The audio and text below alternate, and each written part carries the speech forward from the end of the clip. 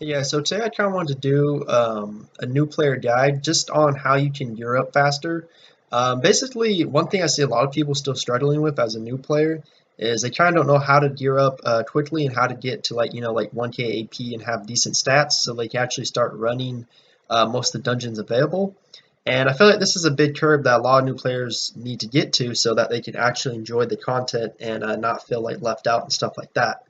So one of the things really we'll be going over is just the basic items that you want to focus on getting, how to get them, and just various stuff like that. Obviously, if you're not a new player, this guide probably won't help you. You might not even really care to watch it unless you just love listening to my voice. And if you do, I appreciate it. But anyways, let's kind of jump into it. So first things first, I mean, this is very obvious, but you just want to finish the storyline. You'll be surprised how many like people in faction chat who haven't finished the storyline, like new players. They'll be like, "What do I do next?" And they're like level 53, and like it's like you gotta finish the main storyline. Like just you don't have to do any side quests. Just follow the yellow thing right here. You just click on this and you click track quest and literally just follow that all the way through till you can't anymore till you get to chapter 1 right here. So basically, that's all you have to do first. The reason why it gives tons of XP, it gives you items, gives you gold, so much good stuff. Like you have to finish the storyline. So finish the main storyline. Once you do that, you're kind of ready to start getting some items and running dungeons. So honestly, what I really recommend is probably just doing Shattered Mass, and the reason why is because it gives Pinnacle accessories, and these are actually really strong, like the Pinnacle Bracelet. Actually, what I'll do, I'll show you guys what it looks like so you guys have an idea. So basically, for example, there's a thing called the Pinnacle Bracelet, and where is it at? I have to find it real quick. Ah, it's hiding. Here it is. This is Pinnacle Bracelet. As you can see, it gives a lot of attack power and a lot of critical damage. It's actually very strong. In Shattered Mass, you can run, like, all you have to do is go into F8, LFP it, and just randomly join a party, and it's so easy to run that dungeon, like, anyone can do it. And it drops Pinnacle Bracelet, and I believe a Pinnacle Necklace, too. And these are all really great accessories just because they give really good stats, and they're very easy to get. So I recommend going through these dungeons and getting the Pinnacle accessories like these. Even this dungeon, the Gloomdross one is actually really easy too. Like all these are super easy, and really I recommend just running them at least like once and just getting these Pinnacle accessories because they're really going to boost your stats. Because if you don't, you're going to probably have the select accessories like these, and the gloves are actually pretty decent, but the other ones are really bad, like the earring, the slack earring, and slack ring and stuff like that. And your AP is going to be really low. So what you really want to do is try to get those Pinnacle accessories. As I said, you don't need really any AP requirements for those dungeons, and you just randomly join a party. So after you get your Pinnacle accessories, what you want to try to do now is try to run a few dungeons. And basically these dungeons are over here. I'll show you guys real quick what they look like. If I can get there. Here we go. So a few dungeons you want to run, and these are really important. Desolate Tomb, Epidrate Citadel, Nari Sanctum, and where is it? Nari Foundry. So these 4 dungeons are really critical. You want to run these as much as you can, like as much as you can. And they give a lot of gold too, especially if you're a member. You get 7 gold from Nari Foundry and Nari Sanctum, and around like 4 or 5 gold for Epidrate Citadel and Desolate Tomb. So they give really good daily gold, and they're really important to run these dungeons. Reason why is because they all have chances to drop legendary items, and these legendary items are really essential to upgrading your character. So basically, you just want to run Desolate Tomb, Epidrate Citadel, all these at least once a day. Honestly, if not more, I recommend running them probably like up to like 2 or 3 times a day at least. Like that would really help because not only do you have a chance to run, not run, but have the legendary accessories drop, you also have a really great benefit, and I'll show you guys what that is. So basically, what you have here, I'll show you guys real quick. So like for example, right here, this is a title. When you complete Nara Foundry 10 times, you get this title. And these titles are really important. You need to do the 4 dungeons I listed 10 times. And the reason why is because you get this great benefit. So basically, if you go to this lady right here, she's in, I'll show you on the map where she is, just so you guys know. So she's right here. And basically, you go talk to her, and look what she has. She has a ton of really great legendary accessories, and they're all listed. Now, if you see here, For example, for 200 Draken cores, I can buy this Eternity Belt right now. Obviously, I wouldn't because I already have it, but I can buy it right now without any restrictions. Now, if you see the Oath Necklace, it says, look, I can't buy it. And you know why? Because I have to have Fight Fire with Fire, which means I have to complete Desolate Tomb, this dungeon that is from, 10 times. So see how I have the Naru Foundry badge where I complete it 10 times? That's why I can buy the belt. So it's very important to complete the 4 dungeons I listed 10 times so you can actually unlock these items and buy them. Otherwise, you won't be able to buy them. So it's really important to run these dungeons a couple times a day so you can get these items.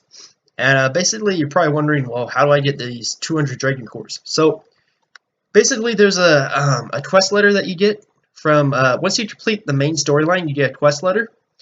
And it'll be over here. It'll be in the Slat section. Fortunately, I don't have it because I already completed it. But it'll be in this section with the Slat storyline. It'll be a quest letter. And basically what happens, you accept the quest letter. And I think just believe, actually it's right here. I actually have it. Thank goodness. It's called The Dead Refuse to Die. So you get a quest letter and you accept it. And if you see here, it contains a bundle of 10 Draken cores. And it's 25 of them. So you get 250 Draken cores just from completing this quest. So this is a really great quest. You need to do it as soon as possible. It's a side quest, and all you have to do is the dungeons that I listed the 4. So basically, you got to complete Everdrate Citadel, then Desolate Tomb, and Naru Foundry. 3 very easy dungeons, and you have to do it in this order though. Don't try to do Desolate Tomb and then try to do like Everdrate Citadel because it won't work. You have to do it in the exact order it listed.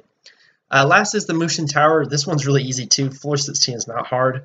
Definitely can do that. Not only does it give really good gold XP, it just a really great quest. Like you need to do it. So again, it's from a quest letter, very easy to get, and actually very easy to complete. And with that, you'll have 250 Draken cores. Now, what I did is I have about 3-4 characters, and you can do this quest once you complete the storyline on multiple characters, and you can trade Draken cores. See, they're bound to count. So basically, you could do the quest on like 2 characters and have over 500 Draken cores for your character. So that's a really big deal. So the Dead Refuse to Die side quest is really important to complete. Basically what you want to do is once you have these completed, the number 1 item you want to buy is the bracelet. The bracelet gives you the highest DPS increase of all the legendary accessories that you can purchase. And so also it's probably the hardest one to get. Naru Santum is a little bit harder than the other 3 if you ask me. And also, that freaking boss will not drop that bracelet to save your life. Where I've actually seen Oath Necklace and Eternity Belt drop a couple times. Where bracelet, I've ran that millions of times, I've never seen it drop. Could just be my bad RNG, but honestly, I feel like it just doesn't drop. So this is really important. With that, you can choose a Tiger Bracelet or the Divine Dragon Bracelet. And as you can see, it gives you a huge DPS boost. So really important. And once you do that side quest, you'll have over 250 Dragon cores. So it's very easy to just run Naru Santum 10 times and then just buy the bracelet you want. So that's a huge DPS increase. And then of course you want to try to do the same with the Oath Necklace and the Eternity Belt. Even maybe the Destiny Ring, but honestly you could probably just get BT accessories. But overall that's really all you got to do. The only problem I will say is for F8 lobbyists, a lot of people will want like 1000 AP for Everdrate Citadel and 1000 AP for Desolate Tomb, which might provide a challenge because you only really have Pinnacle accessories. Honestly, if you have any guild members, if you're in a clan, that will help. Or if you have friends to run it with, because you don't need 1000 AP. It's just because, you know, people are so like AP heavy and gear heavy. In F8, they expect you to have high AP, but you can run this dungeon with 900 AP all day. So honestly, what I just recommend is just keep trying. What I do on my ults, honestly, I'll just keep joining. Like I've ran like dungeons where they ask for 1K and I only have 950, and most of the time they still will accept you. Just sometimes they'll kick you, but I know it's kind of an unfortunate thing. This is something you have to keep trying. As I said, it's really important if you have a guild that really helps to gear up quicker, or just like a couple group of friends that will really help, like 2 or 3 friends. But that's all you really have to do, these 4 dungeons, and once you do that, you're on your way to actually getting better legendary accessories. And so that's really the fast way to upgrade. It's not like any secret or anything like that, but just by doing that side quest and running the dungeons 10 times, you can basically get like a free bracelet. So it's very nice, and it will help you upgrade real quickly. And then once you get to that 1K AP, honestly, after that, it's like smooth sailing. You can run almost every dungeon.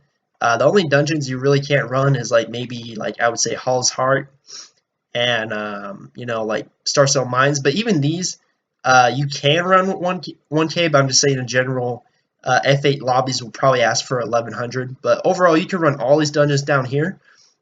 So some not Drowning Deeps, but dungeons like you know Iron Tech Forge, Everdrate Lair, stuff like that. You can run with 1K. So overall, that's really the secret way to do it. As it says, not even really a secret. It's just a few steps you want to do to upgrade your character faster. And hopefully this video kind of helped. If it did, leave a like, and thank you guys for watching.